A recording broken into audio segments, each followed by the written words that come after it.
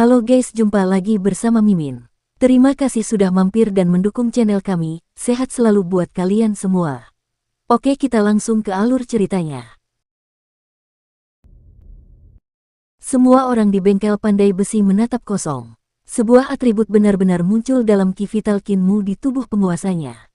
Lebih jauh lagi, itu adalah atribut api yang jelas merupakan Ki Vital burung vermilion. Si Tuli hendak berteriak kegirangan namun kepala desa memotongnya. Tenang dulu, Si Tuli.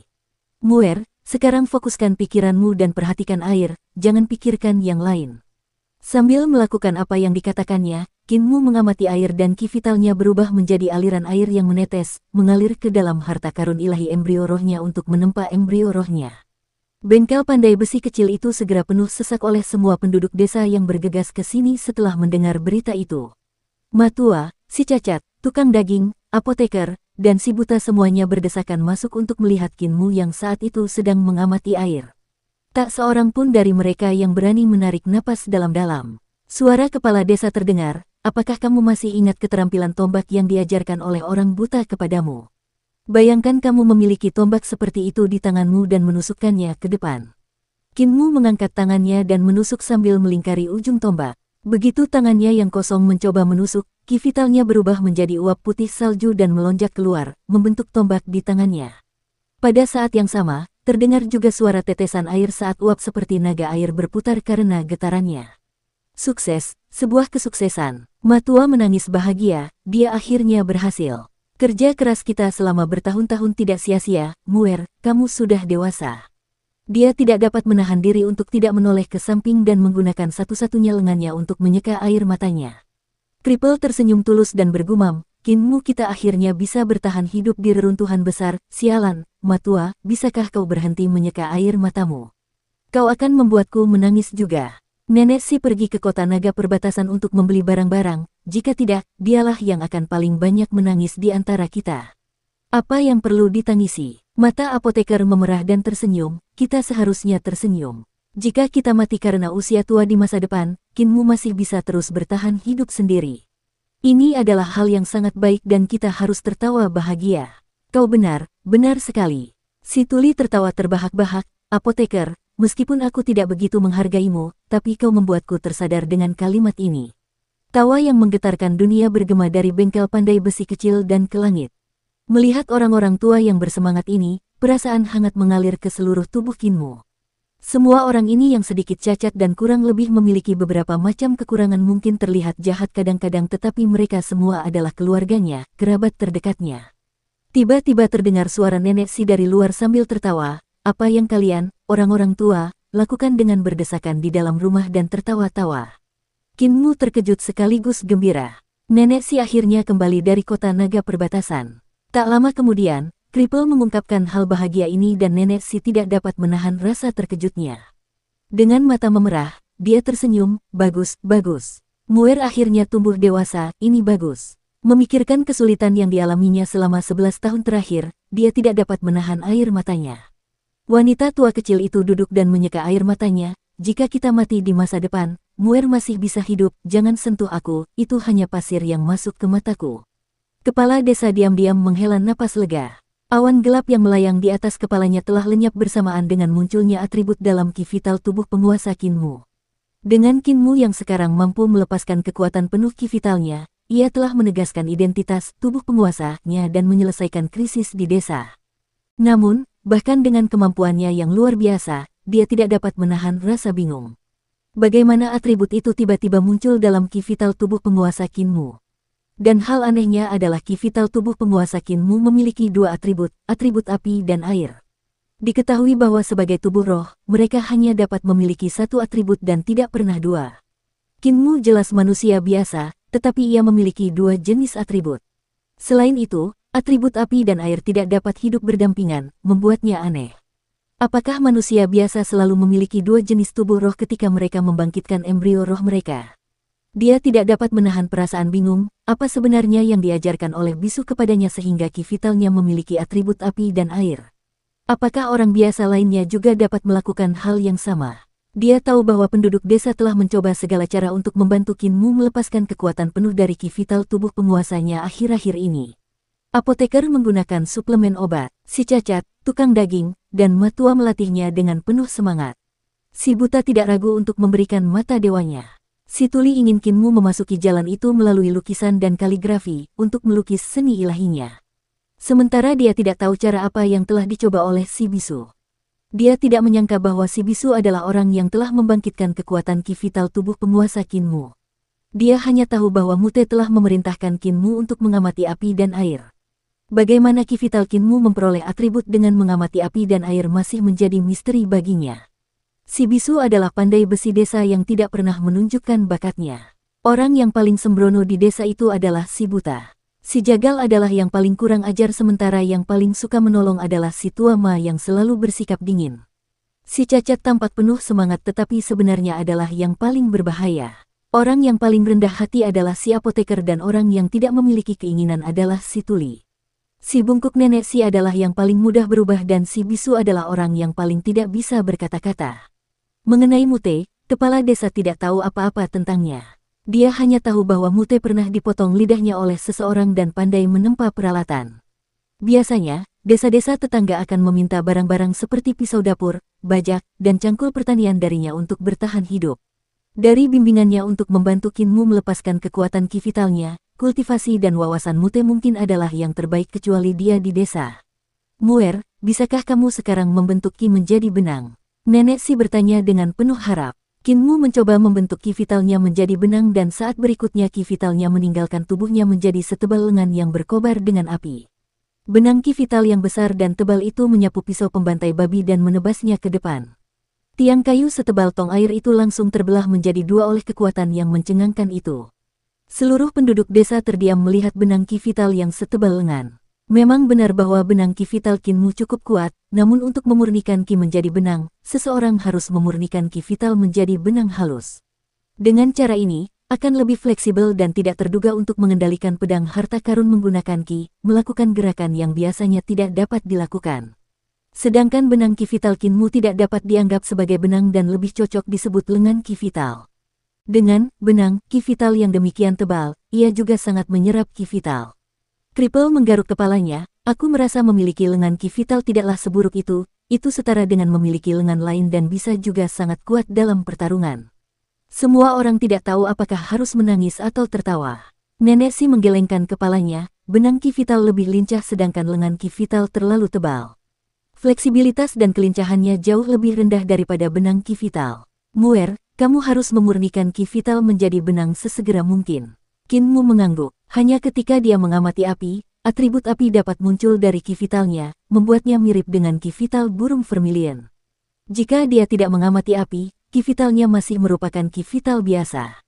Mengamati api sambil memurnikan ki menjadi benang masih sedikit sulit baginya untuk melakukannya. Kepala desa dan yang lainnya juga melihat sesuatu yang salah saat mereka mengerutkan kening. Jika Kinmu hanya bisa melepaskan atribut api dan airnya saat mengamati api dan air, itu akan sangat tidak menguntungkan di tengah pertempuran. Di tengah pertempuran, apakah musuh akan memberi Anda kesempatan mengamati api dan air?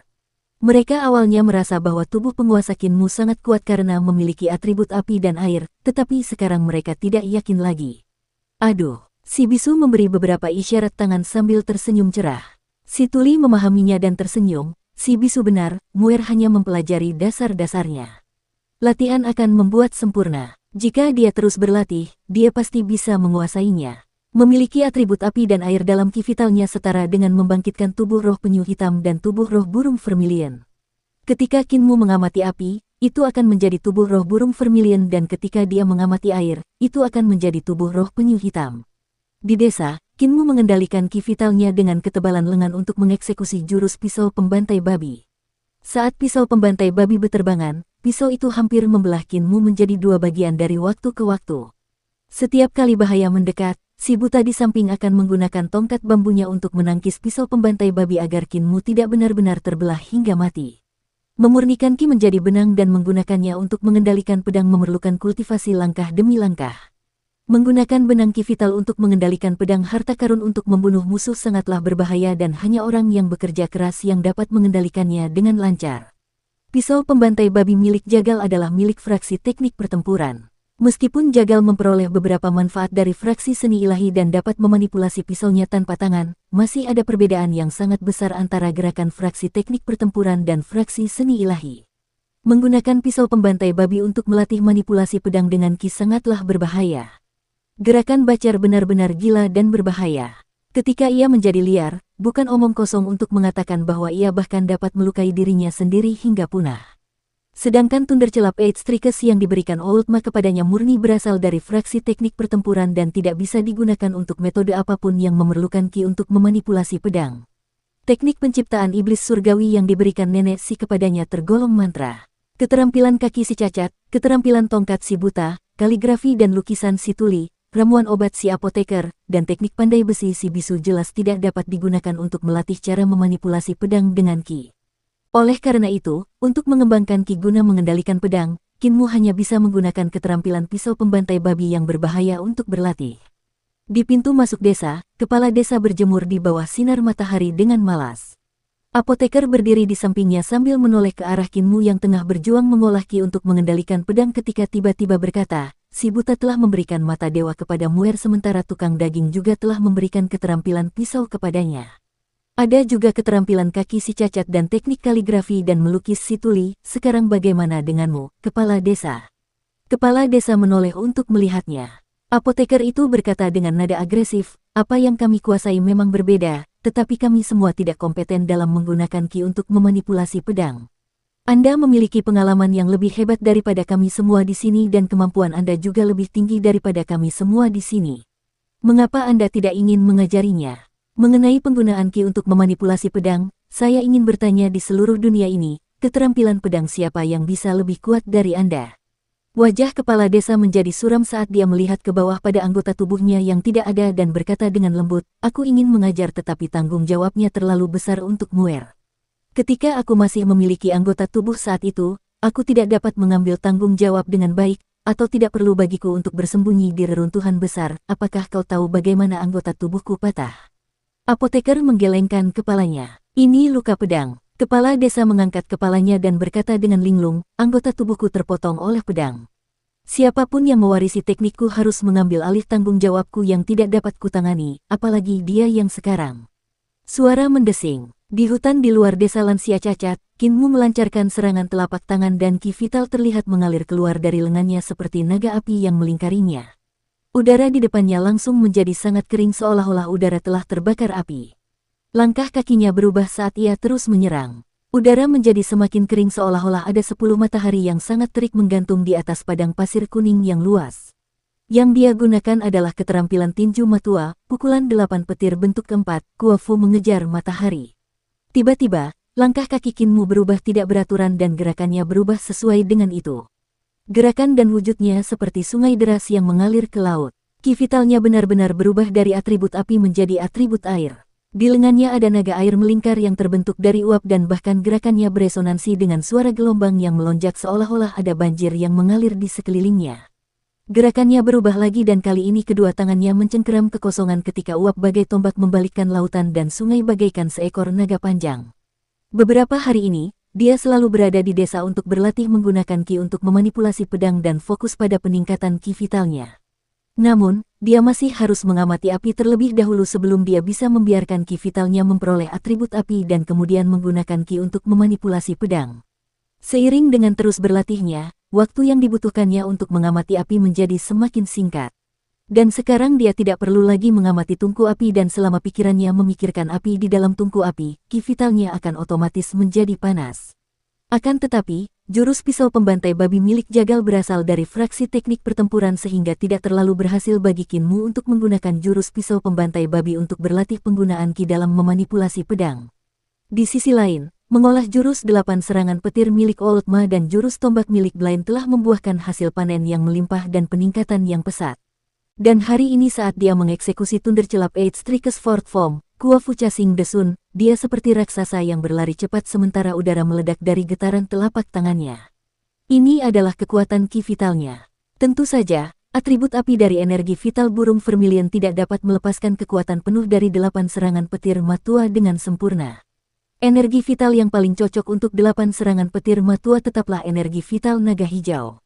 Sebaliknya, atribut air dari ki vital kura-kura hitam dapat melepaskan keterampilan tombak blind tanpa hambatan apapun. Setelah beberapa saat, Kinmu berhenti dan meminum 2 pil penguat vitalitas untuk memulihkan ki vitalnya yang terkuras dengan cepat. Ia kemudian merenungkan apa yang kurang darinya saat ia menggunakan ki vitalnya. Awalnya hanya 1 pil penguat vitalitas saja yang akan membuatnya liar karena kekenyangan, tetapi setelah embrio rohnya terbangun, mengonsumsi 2 pil penguat vitalitas bukan masalah besar lagi, hanya saja ia akan kekenyangan tak tertahankan. Bisakah kera iblis memakan sesuatu seperti pil penguat vitalitas? Seharusnya tidak, karena kakek apoteker mengatakan ada 4 jenis atribut dalam pil penguat vitalitas sehingga akan menjadi racun bagi siapapun yang bukan tubuh penguasa. Mungkin aku bisa membuat kuali pil penguat vitalitas untuk kera iblis suatu hari nanti. Hati Kinmu bergetar saat mengingat si raksasa yang pernah bertarung dengannya. Dia tidak pergi mencari kera iblis akhir-akhir ini dan tidak tahu sejauh mana binatang aneh ini telah mengolah teknik 3 ramuan tubuh penguasa. Ia berdiri dan berlari cepat menuju wilayah kekuasaan si kera iblis. Lagi pula, ia masih remaja dan tidak punya teman selain para tetua di desa. Ia dan si kera iblis bisa dianggap tidak berselisih, tidak rukun. Ia masih cukup khawatir tentang hal itu setelah tidak bertemu dengannya selama beberapa hari. Tidak lama kemudian, Kinmu telah tiba di luar lembah pegunungan tempat tinggal si kera iblis. Tiba-tiba sebuah tubuh kecil seperti gunung muncul di dalam hutan dan itu tidak lain adalah si kera iblis. Setelah beberapa hari tidak bertemu, kera iblis menjadi semakin agung. Ia sangat gembira melihat Kinmu dan mulai memukul dadanya, memberi isyarat kepada Kinmu untuk melompat ke bahunya. Kinmu melompat ke bahunya dan kera iblis itu melayang sambil berlari dan membawanya masuk jauh ke dalam lembah. Ini adalah pertama kalinya Kinmu memasuki sarang kera iblis. Dia bisa melihat rusa liar, kuda di mana-mana. Bahkan ada beberapa rusa kesturi dan beberapa rusa roe konyol. Ada jejak kuno di pedalaman dengan pagar yang runtuh dan tembok bobrok yang sudah sangat rusak. Di tempat kera iblis itu tinggal, ada sebuah istana yang sudah setengah runtuh. Di depan tempat itu ada sebuah patung batu yang hancur, setengah manusia dan setengah binatang. Kinmu mengaktifkan mata langitnya dan merasa kewalahan. Patung batu itu seperti patung batu di desa lansia cacat. Di mata surga, keanggunan patung batu itu seperti dewa binatang yang gigih yang jahat dengan api yang membumbung ke langit. Jadi patung inilah yang diandalkan si kera iblis untuk melawan serbuan kegelapan di malam hari dan melindungi hidupnya. Dengan keanggunan yang luar biasa seperti ini, mungkinkah patung ini juga dipahat oleh dewa untuk dewa? Kinmu melompat turun dari bahu kera iblis dan seekor rusa roe konyol datang ke arahnya sambil mengendus sudut-sudut kemejanya, mengunyahnya. Kera iblis menjepit rusa roe dan dengan hati-hati menyingkirkannya. Kemudian, ia melambaikan tangannya, memberi isyarat kepada Kinmu untuk menyusulnya. Ia adalah penguasa lembah ini sekaligus pelindungnya, yang melindungi hewan-hewan ini dan hanya bersikap ganas terhadap pelanggar batas. Kinmu mengikutinya ke dalam istana yang kumuh dan mengerutkan kening. Ada bau binatang buas di sekitar dan seharusnya berasal dari binatang buas yang juga bersembunyi di sini setiap malam untuk menghindari kegelapan. Lihat, anak muda, si kera iblis menunjuk ke sebuah tembok. Kinmu mendongak dan melihat lukisan-lukisan dinding yang hancur di dinding istana. Lukisan-lukisan dinding itu berbintik-bintik dan terkelupas di beberapa tempat. Beberapa tempat kehilangan warnanya dan hanya beberapa lukisan dinding yang masih dianggap lengkap. Lukisan dinding ini menggambarkan seorang pria yang sedang berkultivasi ki. Anak panah di dalam tubuhnya melambangkan aliran ki vital. Setelah melihatnya beberapa kali, hati Kinmu bergetar. Dia melihat ki vital yang memandu jalur, teknik 3 ramuan tubuh penguasa. Kera iblis pasti telah mengolah teknik 3 ramuan tubuh penguasa dan menemukannya mirip dengan gambar-gambar di lukisan dinding sehingga membawanya ke sini. Namun Kinmu segera menemukan perbedaannya. Gambar pertama pada lukisan dinding memang merupakan diagram panduan teknik 3 eliksir tubuh penguasa sedangkan gambar kedua sedikit berbeda. Meskipun masih sesuai dengan jalur teknik 3 eliksir tubuh penguasa, gambar itu sedikit lebih rumit. Jalan penuntun pada gambar kedua telah memasuki embrio roh harta karun ilahi di jantung alis. Setelah ki vital memasuki harta karun ilahi embrio roh, gambar ketiga pun terungkap. Namun, gambar ketiga menunjukkan jalur pemandu ki vital dalam harta karun ilahi embrio roh dan alih-alih dihirup dan dihembuskan langsung dari embrio roh, ki vital membentuk formasi ki vital mistis yang menandai di bawah kaki embrio roh. Tanda formasi ini sangat rumit. Bahkan lebih rumit daripada tanda formasi biduk langit yang diberikan Blind kepadanya. Kinmu mengamati dengan saksama dan menghafalnya sambil menggunakan ki vitalnya untuk meniru dan membentuk tanda formasi di bawah kaki embrio rohnya. Ketika dia menyelesaikan penandaan pembentukan embrio roh, tubuhnya bergetar tak terkendali dan segera merasakan hubungan aneh antara dirinya dan embrio rohnya. Ketika dia bernapas, embrio roh juga bernapas. Ketika dia bergerak, embrio roh juga akan bergerak dan ketika dia menggunakan teknik 3 eliksir tubuh penguasa, embrio roh juga menggunakan teknik 3 eliksir tubuh penguasa. Qin tertegun sebelum meledak dalam kegembiraan, bukankah ini berarti setara dengan dua orang yang berkultivasi? Akan tetapi, dia segera menyadari bahwa menjalankan teknik 3 ramuan tubuh penguasa dengan embrio rohnya tidak dapat meningkatkan kultivasi ki vitalnya dan malah mengasah ki vitalnya. Saat ki vitalnya berenang melalui tanda formasi di bawah kaki embrio rohnya, ki tersebut menyerap sinar keemasan di lautan keemasan sebelum memasuki tubuh embrio roh. Saat dihembuskan keluar, ki vital tersebut menjadi lebih murni dan ulet setelah menyatu dengan sinar keemasan. Di masa lalu, embrio rohnya juga telah menyerap sinar keemasan secara samar-samar tetapi tidak pernah secepat melalui tanda-tanda formasi seperti yang ditunjukkan pada gambar ketiga. Mungkinkah ini teknik spirit embrio realm untuk teknik 3 eliksir tubuh penguasa? Jantung Qinmu mulai berdebar kencang. Kepala desa berkata dia tidak tahu teknik berikut untuk tubuh penguasa dan tidak akan pernah berharap menemukan teknik tubuh penguasa untuk alam embrio roh di sini. Dia melihat ke gambar keempat dan sedikit mengernyit. Gambar keempat sudah terkelupas dan hanya tersisa setengahnya. Apa yang terekam seharusnya adalah teknik untuk alam 5 elemen. Pada gambar tersebut terdapat goresan binatang jadi seharusnya gambar tersebut dihancurkan oleh binatang yang tinggal di sini. Gambar kelima juga rusak parah sementara lebih dari separuh gambar keenam terlepas begitu saja. Gambar-gambar berikutnya bahkan lebih rusak dan tidak dapat dikenali lagi. Dengan istana yang rusak parah seperti ini, siapa yang tahu berapa lama lukisan dinding di dalamnya masih bisa dipertahankan. Qinmu menghela napas. Sudah tidak mudah bagi beberapa gambar lukisan dinding untuk bertahan sampai sekarang. Dia menghafal gambar kedua dan ketiga dan mengingatnya dalam hati sebelum dia bisa merasa tenang. Sekalipun lukisan-lukisan dinding di istana hancur total, lukisan-lukisan itu tetap akan diwariskannya kepada badan penguasa berikutnya. Tidak banyak lukisan dinding yang tersisa di dinding istana. Selain teknik 3 ramuan tubuh penguasa, masih ada lukisan dinding lain yang lebih lengkap. Itu adalah lukisan peta. Setelah melihatnya dengan saksama, Qinmu menemukan lokasi sungai bergelombang. Jantungnya berdebar-debar, mungkinkah ini peta reruntuhan besar? Sedikit demi sedikit menyusuri sungai yang meluap, akhirnya ia menemukan lokasi perkampungan lansia cacat melalui aliran sungai dan kelokan alur sungai. Kenapa ada naga di sini? Jika melihat ke arah hulu dari Disablet Elderly Village yang jaraknya puluhan mil di peta, sebenarnya ada sosok naga yang tergambar di peta tersebut yang membingungkan. Raja Naga Sungai yang bergelombang. Hati Qinmu sedikit tersentak. Dia tidak mengerti apa arti 4 kata, Raja Naga Sungai yang bergelombang. Tidak hanya ada satu tempat aneh di peta. Masih ada tempat aneh lainnya seperti sumur yang digambar 10 mil di sebelah timur desa lansia cacat. Ada juga 4 kata yang tertulis di samping sumur, Raja Naga Sumur Surga. Ada sumur lain yang bertuliskan Raja Naga Mata Laut. Di tempat yang jauh di peta reruntuhan besar, dia juga melihat sebuah kapal dan di kapal itu ada matahari. Di sampingnya ada 2 kata, kapal matahari. Tidak jauh dari kapal matahari, ada tempat yang disebut sumur matahari. Masih ada kapal bulan di tempat yang sangat jauh dari kapal matahari dan di samping kapal itu ada bulan. Di samping kapal bulan, ada juga tempat aneh yang disebut sumur bulan.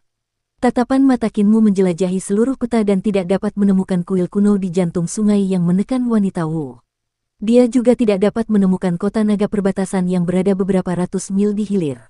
Mungkinkah peta ini adalah peta sebelum bencana di reruntuhan besar?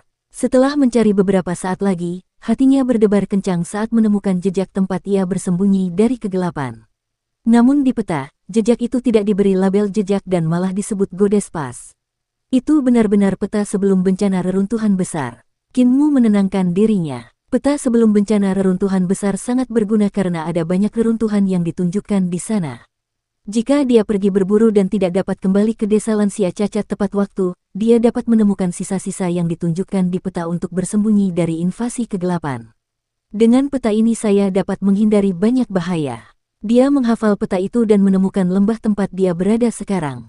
Lembah di peta itu disebut Istana Penekan Malapetaka. Istana Penekan Malapetaka. Malapetaka berarti bencana, yang berarti malapetaka. Belajar melukis dan kaligrafi dari tuli, dia telah memperoleh banyak pengetahuan meskipun dia tidak dapat dianggap sebagai seorang sarjana. jika istana penekan malapetaka berarti istana untuk menekan bencana, maka bencana macam apa yang ditekan oleh istana itu? Qin Mu bergumam pada dirinya sendiri. Melihat sekelilingnya, dia menyadari si kera iblis sudah tidak ada di istana dan telah pergi tanpa sepengetahuannya. Mungkin karena si kera iblis takut mengganggunya dengan tetap berada di sekitar sini. Pria besar itu sungguh perhatian. Saat keluar dari istana, Qin Mu memanggil kera iblis dan bertanya, "Teman besar, apakah ada tempat aneh di sekitar sini?" Kera iblis menggaruk kepalanya dan berpikir sejenak sebelum berlari menuju ruang samping di dalam istana penindasan malapetaka. Qin Mu dengan cepat mengikutinya sementara rusa roe konyol di belakang mereka juga mengikutinya. Kera iblis memasuki ruang samping dan menunjuk dengan jarinya. Melihat ke arah yang ditunjuknya, Qin Mu melihat dinding putih dengan bayangan manusia seukuran ibu jari yang dilukis. Qin Mu mengamati dinding lebih dekat dan tidak menemukan apapun selain bayangan manusia kecil. Rusa roe yang konyol itu bergerak maju dan mengendus bayangan manusia di dinding. Tepat saat ia hendak menjilati dinding, sebuah tangan tiba-tiba keluar dan mencengkeram rusa roe yang konyol itu ke dalam dinding. Qin Mu melonjak kaget sementara kera iblis memukul dadanya dengan marah dan berteriak ke dinding, namun ia tidak berani maju. Di dinding, lukisan rusa roe yang berwarna-warni muncul di samping bayangan manusia kecil. Qin Mu kemudian melihat manusia itu mulai bergerak perlahan saat membuka mulutnya. Saat mulut itu membesar, mulut yang penuh dengan gigi seperti paku itu menutup pada rusa roe. Qin Mu tercengang. Setelah bayangan manusia di dinding memakan rusa roe, tiba-tiba ia melangkah maju ke arah mereka. Qin Mu kemudian menyadari bahwa meskipun manusia itu tidak keluar dari dinding, bayangannya terus membesar hingga menjadi seukuran manusia normal. Namun, bayangan itu tidak berhenti di situ karena terus bergerak maju. Dalam waktu singkat, meskipun manusia itu tidak keluar dari dinding, bayangannya telah mencapai langit-langit di ruang samping. Itu adalah bayangan kepalanya dengan mulut terbuka lebar sementara tangannya terentang ke arah dua dinding yang berdekatan di samping. "Yangon, pergi!" Kera iblis menangkap Qin Mu dan melompat keluar agar tidak tertangkap oleh bayangan di dinding. Raungan marah terdengar dari dinding saat dinding bergetar tanpa henti, memenuhi udara dengan asap dan debu. Bayangan hitam kemudian menyebar dari dalam ruang samping dan menyelimuti seluruh ruang samping dalam sekejap mata. Bayangan itu mencoba melepaskan diri dari dinding ruang samping tetapi tidak berhasil, apapun yang terjadi. "Ini iblis." Qin Mu berhenti melarikan diri saat dia mengedipkan matanya dan berbalik untuk menyelidiki. "Ki kedua Samoye, bore-bore Samoye, ki kedua bore Samoye." Bayangan yang menyelimuti ruang samping tiba-tiba menjadi tenang. Bingkai jendela di ruang samping terbuka seperti dua mata hitam pekat. Qin Mu merasakan tatapan mengerikan mendarat padanya, memberinya perasaan dingin yang menusuk tulang. Tiba-tiba pintu besar ruang samping tertutup secara otomatis sebelum terbuka lagi. Saat pintu itu terbuka dan tertutup, terdengar suara serak, mantra kebebasan agung. "Kau keturunan rasku, sungguh menyedihkan. Mantramu bahkan tidak diturunkan secara autentik. Apakah rasku telah merosot sejauh ini?" Qin Mu bertanya lagi, apakah senior tahu mantra kebebasan agung yang sebenarnya? Tentu saja. Pintu terbuka dan tertutup saat suara arogan bergema, kekuatan tertinggi tersembunyi di dalam mantra kebebasan agung rasku. Kekuatan yang mengesankan ini adalah kekuatan yang telah membangun dunia ini dan mencapai kekuatan kebebasan agung. Mengapa kekuatan itu jatuh ke dalam kondisi yang menyedihkan di tanganmu? Bahkan tidak ada sedikit pun kekuatan di dalamnya. Buat monyet ini mundur dan aku akan mengajarimu mantra yang sebenarnya. Qin Mu menatap kera iblis itu sambil menggelengkan kepalanya dan memperingatkan dengan suara teredam, "Percayalah, bodoh. Senior ini dari ras yang sama denganku dan tidak akan menyakitiku. Keluarlah dan tunggu sebentar." Qin Mu menghiburnya. Kera iblis masih belum tenang namun didorong keluar oleh Qin Mu. Dukung terus channel YouTube Sabta Novel. Pintu ruang samping terbuka dan tertutup lagi dengan suara iblis. Mantra adalah keajaiban untuk teknik eksekusi. Kamu hanya mempelajari suku kata mantra tetapi tidak mempelajari keanggunan di dalamnya. Kamu juga belum mempelajari metode untuk mengeluarkan kualitas bawaan mantra. Metode ini disebut Great Freedom Mudra, seni utama-utama ras kita. Kekuatanku disegel di dalam ruang besar ini dan tidak akan bertahan lama jadi sebaiknya kamu perhatikan. Aku hanya akan mengajarimu sekali. Seberapa banyak yang kamu peroleh darinya akan tergantung pada kemampuanmu sendiri. Bayangan hitam di dinding ruang samping mulai menyusut dan menjadi seukuran Qin Mu. Garis-garis yang bersirkulasi mulai muncul di dalam bayangan yang menunjukkan aliran ki vital. Suara iblis itu menjelaskan, ada 4 jenis metode mudra dari mudra kebebasan agung. Mudra kekuatan perkasa Dewa Iblis, mudra kebebasan iblis, mudra kebijaksanaan agung, dan metode mudra terakhir menggabungkan ketiga metode pertama untuk membentuk mudra iblis kebebasan agung. Yang akan saya tunjukkan kepada Anda adalah mudra pertama, mudra kekuatan perkasa Dewa Iblis. Suara Anda harus membawa suara iblis untuk dapat melepaskan kekuatan penuh, Ki kedua. Qin Mu menatap sosok hitam di dinding ruang samping sambil mengingat jalannya teknik tersebut. Di dalam tubuhnya, ki vitalnya juga mengalir bersama jalan tersebut. Ki kedua. Suara iblis keluar dari mulutnya dan Qin Mu segera merasakan kekuatan mengerikan mengalir keluar dari dalam tubuhnya. Kekuatan mengerikan ini menyebabkan kelima jarinya membentuk mudra yang tidak biasa dan menyerang ke depan tanpa kendali. Ledakan. Suara teredam terdengar saat telapak tangan Qin Mu benar-benar menghasilkan gemuruh guntur yang ia nanti-nantikan, guntur di telapak tangan. Qin Mu menatap kosong karena hal itu tampak tidak masuk akal baginya. Mudra kekuatan Dewa Iblis yang diajarkan bayangan manusia di dinding kepadanya sebenarnya sangat kuat. Dari segi variasi, itu tidak dapat dibandingkan dengan 8 serangan petir milik Matua, tetapi dari segi kekuatan, itu melampaui 8 serangan petir dengan cukup jauh. Namun, jurus Devil God Mighty Force Mudra juga menguras banyak sekali ki vitalnya. Jurus ini menghabiskan beberapa kali lebih banyak ki vital daripada Thunderclap Eight Strikes. Bayangan di dinding itu menggeliat karena tampaknya ditarik kembali oleh sesuatu. Ketika ia kembali ke ruang samping tanpa terkendali, ia terengah-engah, kekuatan ruang samping ini terlalu kuat, menekanku selama ini. Aku tidak punya banyak waktu lagi. Perhatikan baik-baik, ini mudra kedua, mudra kebebasan iblis. Samoye. Namun, di dinding dalam ruangan, aliran ki vital pada bayangan hitam berubah lagi. Karena ruangan itu gelap, jaraknya tidak terlihat jelas. Qin Mu menggerakkan dirinya dan tanpa sadar melangkah maju, akhirnya berhasil melihat dengan jelas sirkulasi ki vital dan perubahannya. Sa aku kamu, dia diam-diam melantunkan suara iblis dan mengalirkan ki vitalnya. Seketika, kekuatan menakjubkan lainnya meledak dalam tubuhnya dan mendorong tubuhnya untuk melakukan pose lain. Wajahnya tak terkendali menampakkan senyum ketika jarinya membentuk gerakan mencubit bunga dan memberi tanda pukulan. Kekuatan mudra ini tidak terlalu kuat dan malah tampak tidak memiliki kekuatan sama sekali. Namun Qin Mu merasa efeknya sangat mirip dengan mudra dalam Thunderclap Eight Strikes. Thunderclap 8 serangan bentuk 5, sinar matahari memurnikan jiwa yang di langit. Jurus yang diajarkan oleh tetua Ma kepadanya tidak terlalu bagus dalam menyerang, tetapi inti dari keterampilan ini terletak pada serangan terhadap jiwa seorang praktisi seni dewa. Rahasia dari Sun Shin Refining yang Soul in the Sky terletak pada kepalan tangan yang bagaikan matahari bersinar turun dari langit, menggunakan matahari dan guntur di telapak tangan untuk memurnikan jiwa. Mudra kebebasan iblis yang diajarkan oleh bayangan manusia di dinding juga tampaknya tidak memiliki banyak kekuatan karena difokuskan pada pemurnian jiwa, itulah sebabnya mengapa itu mirip dengan mudra pemurnian jiwa yang di langit milik Matua. Satu-satunya perbedaan di antara keduanya adalah bahwa Outma menggunakan matahari dan guntur untuk menghancurkan jiwa lawan dengan ganas, sedangkan Devil Freedom Mudra menggunakan mudra untuk menarik jiwa lawan ke telapak tangan Anda, di mana Anda melenyapkan jiwa musuh di jantung telapak tangan Anda yang jauh lebih jahat dan ganas, menyebabkan lawan tidak dapat menjaganya. Seseorang mampu bertahan terhadap serangan yang ganas, tetapi mustahil untuk bertahan terhadap Devil Freedom Mudra. Qin Mu bingung. Mudra dari bayangan di dinding mirip dengan teknik tinju Matua. Keduanya jelas memiliki teori yang sama, tetapi metode yang digunakan untuk menguraikan teori itu sama sekali berbeda. Yang satu termasuk dalam jalur yang benar sementara yang lain termasuk dalam jalur yang tidak lazim. Adapun siapa di antara mereka yang lebih baik, Qin Mu tidak dapat mengatakannya.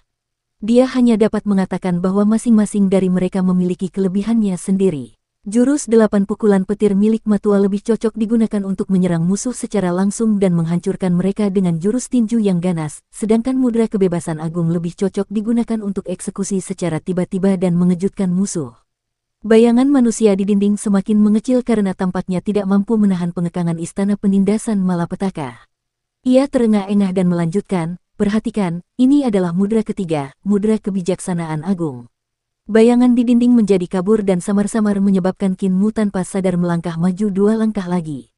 Tepat saat dia hendak memasuki pintu ruang samping, dia tiba-tiba berhenti. Sebaliknya, dia menggunakan teknik kebangkitan mata 9 surga yang diajarkan Blind kepadanya dan lapisan pupil lain muncul di matanya. Meskipun bayangan di dinding redup, namun, itu sangat jelas di matanya. Bisakah kau melihat dengan jelas jika kau tidak masuk? Tanya bayangan di dinding. Qin Mu menjawab dengan hormat, jangan khawatir, senior. Junior di sini sudah berkultivasi sejak muda. Ginjalku kuat dan yang primordialku melimpah. Penglihatanku sangat bagus dan aku bisa melihat hal-hal dalam kegelapan, jadi tentu saja aku bisa melihat dengan jelas. Bayangan di dinding itu bergetar namun tidak bertindak lebih jauh dan sebaliknya terus memperlihatkan keajaiban sirkulasi ki vital. Mudra ketiga dari mudra kebebasan agung adalah mudra kebijaksanaan agung.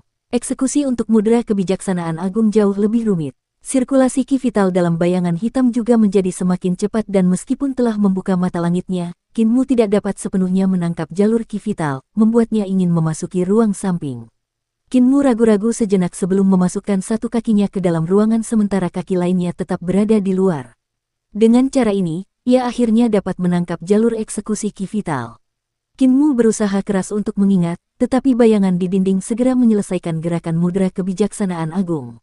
Dia mencoba melakukan gerakan mudra kebijaksanaan agung, dan meskipun gerakannya sudah selesai, dia masih merasa ada yang kurang. Dia tidak berhasil mengingat sepenuhnya alur eksekusi Great Wisdom Mudra. Ini adalah mudra keempat dari mudra kebebasan agung yang juga merupakan mudra terkuat. Kekuatan dari tiga mudra pertama akan menyatu menjadi mudra ini. Bayangan di dinding tampak tak berdaya karena makin mengecil. Suaranya makin lembut, namun mudra ini sedikit lebih rumit dan saya khawatir Anda tidak bisa melihatnya dengan jelas. Jangan khawatir, senior. Kinmu tersenyum tulus, junior ini berkultivasi sejak muda. Ginjalku kuat dan yang primordialku melimpah, oleh karena itu, penglihatanku masih sangat bagus. Aku masih belum bisa melihat dengan jelas. Bayangan di dinding itu terdiam. Kemudian bayangan itu menjawab dengan suara yang semakin lemah sambil mendesah, tetapi aku tidak bisa terus seperti ini. Masuklah, ada 4 paku perunggu panjang yang dipaku ke lantai di keempat sudut ruangan. Kau hanya perlu mencabut keempat paku perunggu itu. Keempat paku ini ditusukkan ke punggungku sehingga selama paku-paku itu dicabut, aku akan bisa bernapas. Begitu aku bisa bernapas, aku bisa mengajarimu mudra lengkap. Dia membujuk dengan suara lembut, kamu belum sepenuhnya mempelajari mudra kebijaksanaan agung, kan? Mudra kebijaksanaan agung sangat rumit tetapi kekuatannya juga sangat kuat. Jika kamu tidak mempelajarinya sepenuhnya, kamu tidak akan dapat melepaskan kekuatan penuhnya. Itu belum semuanya. Mudra terkuat dari semuanya masih merupakan mudra keempat, mudra setan kebebasan agung. Begitu kamu mencabut paku-paku itu, senior, kurasa aku tidak akan mempelajarinya lagi. Kinmu menggelengkan kepalanya sambil menarik kaki kirinya keluar dari ruangan. Terlalu merepotkan dan dengan betapa bodohnya aku mungkin tidak akan bisa menguasainya. Bayangan di dinding itu bergoyang saat mencoba menggoda Kinmu, aku bisa mengajarimu untuk kedua kalinya asalkan kamu mencabut paku-paku itu. Kinmu menjadi semakin gelisah dan menggelengkan kepalanya, bukankah senior mengatakan bahwa Anda hanya akan mengajari saya sekali? Jika saya meminta senior untuk mengajar untuk kedua kalinya, bukankah saya akan membuat senior menelan kata-kata Anda? Junior hanya akan menjadi semakin bersalah. Saya minta maaf karena mengecewakan harapan senior karena bersikap begitu bodoh.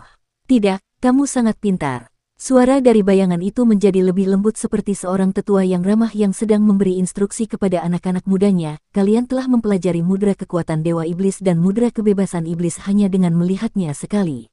Kalian bahkan mempelajari sebagian mudra kebijaksanaan agung hanya dengan melihatnya sekali. Bakat kalian sangat tinggi dan kalian pasti dapat mempelajari mudra kebijaksanaan agung hanya dengan melihatnya lagi. Aku menyukai bakat dan kecerdasan kalian, jadi aku tidak keberatan menelan kata-kataku dan mengajari kalian untuk kedua kalinya. Setelah mengatakan itu, suaranya tiba-tiba berhenti dan berubah menjadi nada dingin, kau menipuku atas teknikku. Kinmu terkejut, mengapa senior berkata seperti itu? Kamu menipuku karena teknikku. Bayangan di dinding itu menjadi marah karena membesar dan membesar, menyelimuti seluruh ruang samping sekali lagi. Bayangan itu jahat dan berteriak dengan tegas, beraninya kau menipuku untuk teknikku. Bocah cilik, aku mengajarimu dengan niat baik dan sebaliknya kau berbohong padaku. Kinmu tetap berdiri di luar ruangan dan membiarkan bayangan iblis itu menggeliat bebas di depannya sambil menggelengkan kepalanya. Kau pasti bercanda, senior. Bukankah kau mencoba menipuku agar melepaskanmu? Pintu ruang samping terbuka lebar. Dengan jendela sebagai mata dan pintu sebagai mulut, ruangan itu tampak menyeramkan dan menakutkan saat berkata dengan tegas, kau tahu. Kita berdua berasal dari dua ras yang berbeda, tetapi senior mencoba berbohong terlebih dahulu dengan mengatakan kita berasal dari ras yang sama. Kemudian kamu mencoba memancingku menggunakan mudra kebebasan agung untuk membuatku mendekatimu dengan hanya dua tujuan. Kinmu memperlihatkan senyum tulus yang mirip dengan senyum kripel, Yang pertama adalah membuatku masuk ke dalam ruangan dan memancingku untuk mendekati dinding tempat kau dapat menangkapku sebelum mengendalikanku untuk mencabut paku perunggu di keempat sudut ruangan. Yang kedua adalah memanfaatkan keinginanku untuk memperoleh mudra kebebasan agung yang lengkap untuk mencabut paku-paku itu dengan kemauanku sendiri. Jika aku mencabut paku-paku itu, segalanya tidak akan semudah menarik napas. Apa yang akan dilakukan senior setelah dibebaskan adalah memakanku seperti yang kau lakukan pada rusa Roe konyol itu. Namun, senyum Kinmu menjadi lebih tulus. Aku bukan rusa Roe yang bodoh, jadi aku telah bermain bersama kebohonganmu dan menipu 2,5 jurus mudra darimu. Seluruh ruangan bergetar tanpa henti dan teriakan menggetarkan bumi bergema dari pintu. Bajingan. Aku akan membunuhmu. Begitu aku dibebaskan, aku akan menyiksamu sampai mati. Anak gembala sapi dari desa lansia cacat itu mengerutkan bibirnya dan berbalik untuk pergi. Kakek cacat telah mempermainkan tipu daya kecil seperti milikmu berkali-kali padaku. Aku telah ditipu sejak aku masih muda. Bahkan permen yang dibelikan nenek untukku telah ditipu berkali-kali olehnya. Kau berpikir untuk menipuku. Aku akan membunuh kakek cacatmu. Bayangan di dinding itu melolong marah. Kinmu berbalik dan memperingatkannya dengan serius, jangan coba-coba.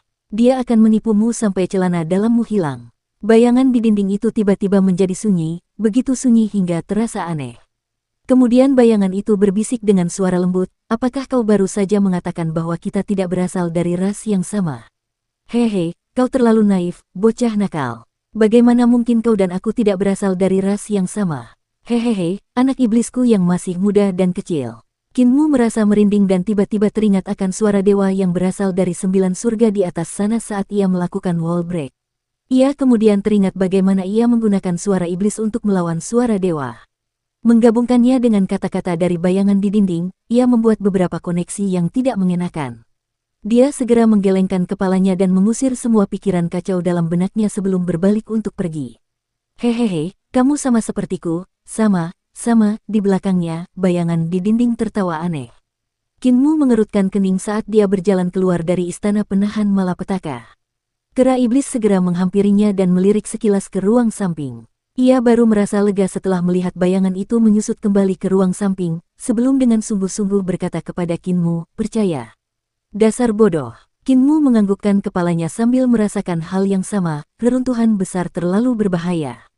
Jika orang jujur seperti kita tidak belajar untuk menjadi pintar, mereka pasti akan tertipu habis-habisan tanpa ada sedikit pun ampas yang tersisa. Kera iblis meliriknya dan menggerakkan mulutnya, percayalah, bodoh.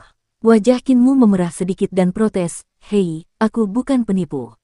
Aku hanya mengalami masa-masa terburuk sejak muda, jadi aku terpaksa menjadi orang yang pintar. Namun, aku khawatir kau tidak bisa tinggal di sini lebih lama lagi. Dengan istana penahan malapetaka yang sudah sangat kumuh, aku tidak tahu kapan istana itu akan runtuh. Jika istana itu runtuh, iblis tua itu pasti akan melampiaskan amarahnya padamu. Kera iblis menggelengkan kepalanya dan terdiam melihat ke arah binatang buas. Tidak banyak tempat tinggal yang tersisa di reruntuhan besar. Tempat-tempat itu diambil oleh manusia atau diambil oleh binatang buas lainnya. Jika kera iblis membawa semua binatang buas ini untuk pindah, mereka khawatir mereka tidak akan dapat menemukan tempat tinggal dan pasti akan mati karena invasi kegelapan. Kinmu juga tidak mempunyai rencana karena desa lansia cacat terlalu kecil dan tidak mampu menampung begitu banyak hewan. Ayo, anak muda. Kera iblis melangkah maju sementara Kinmu mengikutinya dari belakang. Kera iblis kemudian membawanya ke dasar tebing dan menunjuk ke jejak telapak tangan di sisi tebing sambil menunjukkan ekspresi penuh harap. Jejak tangan itu dibuat oleh kera iblis itu sendiri. Tangannya sangat besar sehingga meninggalkan jejak tangan yang dalam di tebing. Jejak tangan ini melambangkan bahwa ini adalah wilayah kekuasaan kera iblis. Begitu binatang aneh lainnya melihat jejak tangan ini, mereka akan tahu bahwa ini adalah wilayah kekuasaan kera iblis dan akan mengambil jalan memutar. Jika ada binatang aneh lain yang ingin menguasai tempat ini, mereka akan maju untuk menantang. Jika kera iblis kalah dalam pertarungan, jejak tangan itu akan dihapus oleh pemilik baru dan jejak baru akan tertinggal. Kau, Mark, kata si kera iblis penuh harap. Kinmu bingung dan tidak mengerti arti kata-katanya. Kera iblis meraih tangannya dan meletakkannya di samping jejak tangannya sambil berkata, Mark. Kinmu mengerti apa yang ingin dikatakannya dan merasa tergerak. Dengan pukulan keras di samping telapak tangan kera itu, telapak tangannya segera muncul di tebing. Kera iblis itu tersenyum dan menunjuk ke arah lembah sambil berbicara dengan suara teredam, milikku, milikmu. Perasaan hangat di hati Qin Mu berubah menjadi suara tawa, membuat kera iblis ikut terkekeh. Pada saat ini, sebuah suara datang dari udara, "Tuan, ada orang di bawah." Qin Mu segera mengangkat kepalanya dan melihat sebuah perahu kertas terbang di udara. Perahu kertas itu panjangnya sekitar 60 hingga 70 kaki. Ada banyak ruang di perahu itu karena beberapa pria dan wanita mengenakan pakaian hijau berdiri di dalamnya. Setelah itu, ia melihat lebih banyak hal aneh lagi. Beberapa burung bangau kertas datang sambil mengepakkan sayap sambil mengelilingi perahu kertas lainnya. Ada juga beberapa pria dan wanita aneh berdiri di atas burung bangau kertas dan masing-masing dari mereka memiliki pedang panjang di punggung mereka. Di kapal kedua, hanya ada satu orang dan beberapa barang yang tidak bisa dilihat Qin Mu dengan jelas. Perahu kertas itu berhenti di udara ketika seorang tetua duduk di sana dan berkata, "Qian Qiu, pergilah dan tanyakan arah." Dipahami, seorang pemuda di atas bangau kertas melihat ke bawah dan bertanya, "Anak muda, apakah kamu tahu jalan menuju ke kampung lansia cacat?" Qin Mu kebingungan dan menunjuk ke arah desa lansia cacat. Pemuda itu tampak sopan dan santun saat membungkuk untuk mengucapkan terima kasih. Sebuah emas batangan jatuh dari bangau kertas saat mereka terbang mengitari perahu. Qin Mu mengambil emas batangan itu dengan bingung, mengapa orang-orang itu ingin pergi ke desa kita? Mungkinkah mereka pedagang yang lewat? Namun, jika mereka pedagang, bukankah mereka seharusnya pergi ke kota naga perbatasan? Qin Mu menyimpan emas batangan itu dan berkata, "Fokuslah pada kultivasi orang besar, aku akan datang menemuimu besok. Jangan pernah masuk ke ruang samping, iblis itu sangat licik." Kera iblis mengangguk. Qin Mu segera kembali ke desa dan segera mencapai pinggiran desa lansia cacat. Dari jauh, ia dapat melihat dua perahu kertas berlabuh di langit di luar gerbang desa. Bangau kertas mendarat di bawah pepohonan di luar desa tetapi tidak ada seorang pun yang tersisa di perahu atau di bangau kertas yang berarti mereka pasti telah memasuki desa. Ketika dia berjalan memasuki desa, dia melihat sesepuh yang berbicara di atas perahu itu sedang duduk berhadapan dengan kepala desa dan berkata kepadanya, "Saya dengar nenek si dari desamu sangat ahli dalam membuat kerajinan tangan. Oleh karena itu, kami datang untuk meminta nenek si membantu kami membuat beberapa pakaian." Kepala desa bertanya, "Bolehkah saya bertanya jenis dan ukuran pakaian apa yang Anda inginkan untuk dibuatnya?" Tetua itu menjawab, "Saya membutuhkannya untuk membuat beberapa kain kafan, totalnya 9 potong. Mengenai ukurannya, kami akan menyesuaikan dengan ukuran semua penduduk desa di sini. Saya juga mendengar bahwa keterampilan pertukangan matua juga tidak buruk, jadi saya ingin meminta bantuan matua untuk membuat 9 peti mati. Mengenai panjangnya, kami akan menyesuaikannya dengan ukuran tubuh semua orang di sini." Tiba-tiba, tetua itu melihat Qin Mu berjalan mendekat dan memberikan ekspresi heran, "Aku salah bicara, aku butuh 10 kain kafan dan 10 peti mati. Qian Qiu, bawakan uang jaminannya." Pria bernama Qian Qiu maju dan melambaikan tangannya. Salah satu perahu kertas di luar desa itu mengapung dan mendarat di samping kepala desa. Qin Mu segera melihat bahwa perahu itu sebenarnya berisi barang-barang yang tidak membawa keberuntungan seperti uang kertas, batangan kertas, lilin, bendera pemakaman putih, dan lain sebagainya. Tetua itu memerintahkannya untuk menghentikan perahu di desa dan berkata, "Ini adalah uang jaminan untuk 10 kain kafan dan peti mati.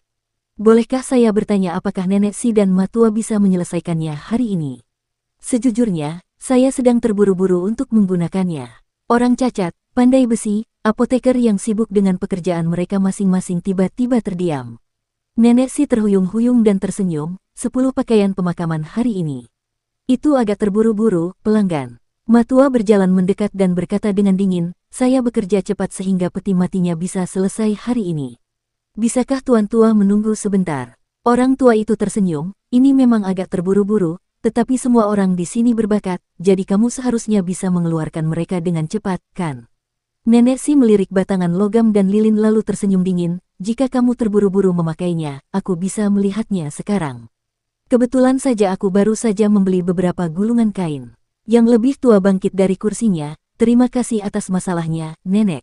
Nenek si berjalan kembali ke rumahnya untuk membawa beberapa gulungan kain. Dengan gerakan tangannya, gulungan kain itu terurai di udara dan sepasang gunting otomatis terbang keluar. Gunting itu melesat di udara dan dalam waktu singkat, bentuk pakaian pun selesai. Jarum-jarum perak kemudian beterbangan keluar dari keranjang dengan benang yang diikatkan di ujungnya. Saat jarum-jarum itu meliuk-liuk di langit, kain kafan pun segera rampung. Di sisi lain, Matua mendatangi pohon-pohon willow yang besar dan melepaskan ki hijau dari jari-jarinya yang mengelilingi pohon-pohon itu dengan suara menggergaji. Tidak lama kemudian, batang-batang pohon besar itu digergaji menjadi beberapa peti mati kayu putih. Peti mati kayu putih ini terbang dan mendarat di desa. Pakaian nenek si juga sudah selesai. Sambil melambaikan tangannya dengan lembut, pakaian pemakaman satu persatu jatuh ke peti mati. Matua melangkah maju beberapa langkah dan berkata dengan dingin, "Kau membawa cukup banyak uang, oleh karena itu, aku membuat 2 peti mati lagi secara cuma-cuma. Totalnya ada 12 peti mati untukmu dan semuanya dibuat sesuai ukuranmu sehingga pasti tidak akan lebih panjang atau lebih pendek jika kalian semua berbaring di dalamnya. Apakah kau puas dengan hasil karyaku, Tuan Tua?" Nenek si tersenyum, "Aku juga sudah membuat 2 lagi pakaian pemakaman gratis yang pastinya muat." Si tua terkekeh, "Puas, aku puas." Kinmu merasakan suasana menjadi semakin aneh. Dia diam-diam menghitung dan menyadari ketika dia menambahkan orang-orang berpakaian hijau dan tetua bersama-sama, ada tepat 12 orang. Apoteker itu berjalan mendekat dengan ekspresi menyeramkan namun suaranya sangat lembut. "Dari aksen tuan tua itu, Anda tidak terdengar seperti penduduk setempat." Aksen itu sepertinya berasal dari perbatasan selatan. Sang sesepuh menjawab sambil tersenyum lembut, "Benar sekali, kami dari perbatasan selatan, tempat Sungai Li berada." Si cacat berjalan mendekat dengan wajah penuh senyum. "Kudengar ada sekte besar bernama Sekte Sungai Li yang terletak di samping Sungai Li, di mana terdapat banyak ahli. Kudengar master sekte-sekte Sungai Li bernama Mu Beifeng. Seni ilahinya telah mencapai kesempurnaan dan dapat memutus aliran sungai hanya dengan rentangan tangannya." Tetua itu segera menjawab, "Saya tersanjung. Saya tidak pantas dipuji. Saya memang Mu Beifeng, sekte Sungai Li kami hanyalah sekte kecil yang hanya berusaha mencari nafkah dari sungai. Saya memiliki 5 saudara junior yang sangat dihormati dan dikenal sebagai 5 tetua Sungai Li." Hati Kinmu bergetar dan raut wajahnya sedikit berubah. Bukankah 5 tetua Li River adalah 5 tetua yang telah tewas di tangan nenek? Mungkinkah Mu Beifeng membawa orang-orangnya ke sini untuk membalas dendam terhadap 5 tetua Sungai Li? Dia secara khusus menginginkan 10 peti mati dan 10 kain kafan yang jelas-jelas dipersiapkan untuk semua orang. Di desa lansia cacat, setelah membunuh penduduk desa, mereka akan mengenakan kain kafan pada mereka dan menaruh mereka di dalam peti jenazah untuk dikubur di tempat, sebelum membakar batangan logam dan lilin sebagai persembahan. Perahu kertas dan burung bangau kertas juga dipersiapkan untuk penduduk desa setelah kematian mereka. Mu Beifeng memutar-mutar batu gioknya di ibu jarinya dan berkata dengan tenang, 2 tahun yang lalu keluarga kekaisaran mengeluarkan perintah kekaisaran yang secara pribadi dibawa kepada kami oleh pengajar kekaisaran. Ketika dia tiba di Sekte Sungai Li, dia duduk untuk berbicara tentang jalan itu denganku. Hanya dalam waktu sekejap, dia telah memenangkan hatiku dan aku menerima perintah kekaisaran itu dengan sukarela, berterima kasih kepada kaisar atas kebaikannya. Aku berutang budi kepada kaisar dan pengajar kekaisaran karena telah menganggapku tinggi, menganugerahkanku sebagai gubernur prefektur 5 tunas di perbatasan selatan, pejabat peringkat kedua yang lebih rendah yang memerintah 5 tunas. Pengajar kekaisaran kemudian menganugerahkan 5 tetua Sungai Li sebagai wakil gubernur, pejabat peringkat ketiga yang lebih rendah. Namun, bagaimanapun juga, kami adalah pengembara, bahkan dengan posisi resmi, kami masih suka berpindah-pindah. Kepala desa tersenyum, Kekaisaran Perdamaian Abadi adalah sekte yang menyamar sebagai kekaisaran. Dengan orang nomor 1 di bawah dewa sebagai asisten kaisar, nasib kekaisaran menjadi semakin makmur, membuat banyak sekte menyerah padanya. Bahkan memungkinkan pengikut dari berbagai sekte untuk memasuki pasukan untuk membuka wilayah baru. Saudaramu awalnya bebas dan tidak terkendali, tetapi setelah menjadi pejabat, Anda harus mematuhi hukum keluarga kekaisaran. Dapat dimengerti bahwa Anda tidak terbiasa dengan itu. Mu Beifeng menjawab, karena itu kelima adikku mengambil napas dalam-dalam dan pergi keluar, membawa 5 murid Li River ke reruntuhan besar. 5 murid Li River adalah murid-murid yang diterima oleh kelima adikku. Mereka semua berbakat dengan caranya sendiri dan kelima adikku memutuskan untuk membawa mereka keluar untuk berlatih. Si buta berjalan mendekat dengan tongkat bambunya dan berkata, 5 tetua Sungai Li datang ke reruntuhan besar untuk berlatih. Dan mereka membawa murid-murid mereka. Reruntuhan besar adalah tempat yang sangat berbahaya, aku tidak bisa tidak merasa khawatir terhadap mereka. Mu Beifeng menghela napas, benar sekali. Reruntuhan besar terlalu berbahaya dan ada orang-orang jahat di mana-mana. Mereka sudah pergi selama 2 bulan, dan tidak melihat mereka kembali begitu lama. Aku tahu pasti ada yang salah. Oleh karena itu ketika aku mencari mereka, aku menemukan tempat di mana kelima adik laki-lakiku meninggal secara kebetulan.